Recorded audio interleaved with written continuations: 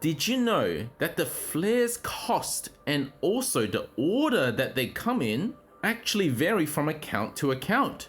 I didn't know this until somebody pointed out in the comment section in the last video where I explained how flares worked, and then the comment noticed that they had a different order of the flares. But not only that, the costs of the flares were different. So for example, if this flare were in this position, then this flare would cost 6,000 shine dust. And it took us a few days to work this out, but we finally understood why. As it turns out, it has something to do with the starter pack that you picked. At the start of the game, you were supposed to pick one of these packs, and there were some guaranteed cards inside. I'm going to sort my account by recency, and you can see that the two first cards that I picked were Executor EX and Charmander, and these are related to picking Charizard Art, that is this one here, as my first pack. Now, if you happen to have picked Charizard as your first pack, you'll notice that the flare order, in other words, if you go to obtain flare under any card, you'll notice that the order of your flares would be the same as mine. So if you wanted this flare, it would cost you this amount. And the arrangement is also the same as mine.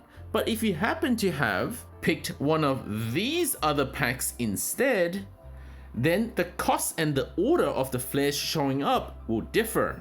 So let me show you some examples. Take this Far-Fetched as my example. Note that the first flare is the same for everyone, but the order of the final 3 flares will differ. For me, Far-Fetched for 70 shine dust gets this star flare. Then for 150 I get a Pokeball flare, and then at 225 I get this hollow star flare. At first, I thought the hollow star flare just means it's going to be the rarer option. And if you really like this common card, you would have to unlock each one of these until you get the final flare. Now, if you look at Atik's example, and thanks to the effort of my Discord members, Temaraz, Atik, and Flex, we were able to determine the order of the flares from the different packs. So if you take a look at Atik's example, you can see that the Pokeball flare is in the 2nd spot. Then the hollow star flare is in the 3rd slot, and the small stars flare in the 4th slot, which is a different order to mine.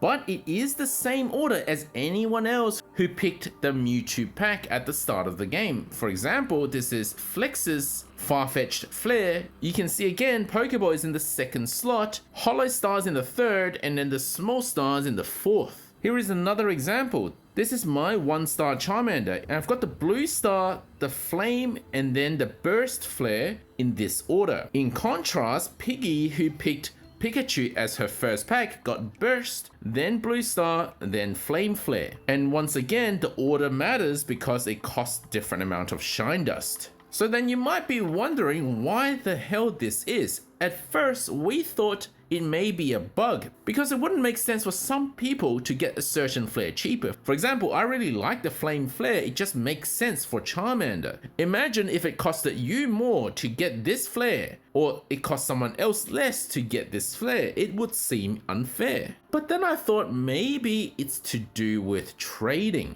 and probably why they allow you to equip one flare per card. You can't actually equip the same flare even if you have it unlocked on several cards. After all, this is a trading card game, so by the technicality of it, it will make sense for them to encourage trading. And if the starter pack we all picked were different, it makes sense to find someone who didn't pick the same starter pack as you to trade with, in order to cost you less overall shine dust to complete your flare collection. But that's just a theory, because obviously trade hasn't been unlocked yet. Thank you for watching, guys. Don't forget to leave a like and subscribe, and tell me why you think flares are done in this way.